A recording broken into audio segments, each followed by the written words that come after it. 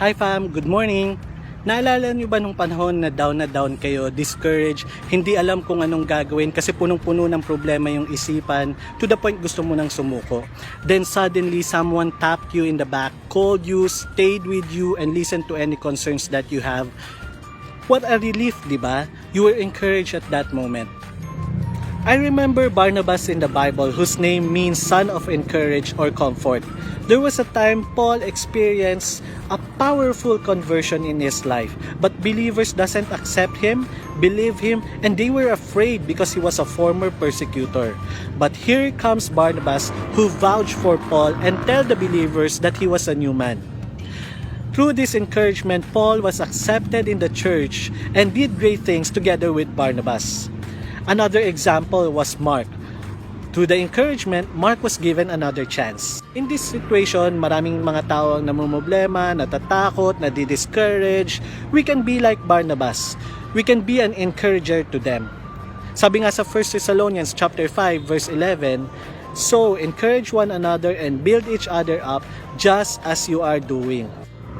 You can send notes, messages, call them, and give a praise or word of encouragement, even a prayer. Pag nag-gather tayo, pwede kang mag-spend ng time sa kanila and encourage them. Di mo knows, at that moment, they need someone to talk with or pray for them and encourage them. Aminin man natin o hindi, that when we encourage other people, in return, it motivates us. Ang sarap kaya ng feeling na in simple ways you were able to help that person. And aside from that, you build true relationship. Nagtitiwala sila sa iyo, nako-comfort sila sa iyo, and malay mo, ikaw pa ang maging dahilan kung bakit gusto nila magpatuloy sa buhay. Remember, when you encourage other people, it helps you to accomplish more things. Bring hope at nagbabago yung pananaw mo sa buhay. Kasi when you encourage, it touches the heart. Pero paano tayo mag-i-encourage kung tayo nga mismo punong-puno ng problema, ng discouragements, at walang nag-i-encourage sa atin? Kaibigan, remember there's a great encourager in our lives. Walang iba kundi ang ating Ama, ang Diyos. Sabi nga ni Jesus, tayo lumapit sa Kanya. Dahil siya ang source ng kalakasan at kapayapaan. Allow God to encourage you with His Word, promises, love, and grace.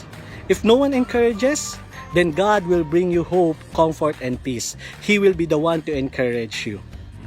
In the end, kahit na nadi-discourage ka, pilitin mo pa rin mag-encourage ng ibang tao sapagkat kapag ginawa mo ito, ikaw mismo napapalakas ang loob. Let's pray. Father, we thank you for this moment because you reminded us that you are the real source of encouragement. Kahit punong-puno kami ng problema or maraming gumugulo sa aming isipan, minsan nadi-discourage kami, ikaw po yung nagbibigay ng kagalakan, kapayapaan at kalakasan sa aming puso.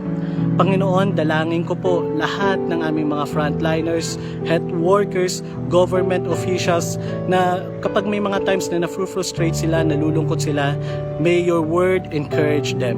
And even all of us, Lord, may we keep on holding on to your promises. May we increase our faith and trust in you because we know and we believe that you are in control of everything. We thank you, Father, for your love and for your grace. We love you and this is what we pray in Jesus' name.